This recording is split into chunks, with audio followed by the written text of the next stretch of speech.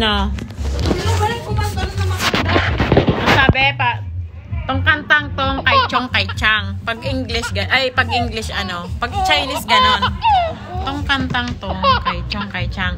Pero pag English, this song is lovingly dedicated to my uncle and auntie. O, di ba?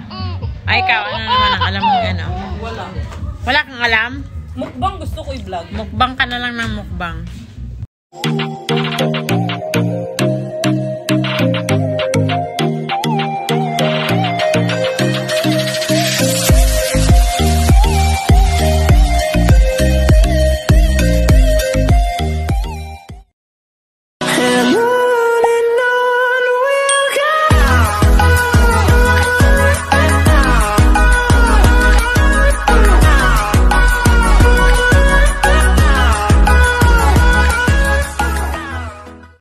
So, dahil ang gusto ni Cecil ay pagkain, so, mag-tour tayo.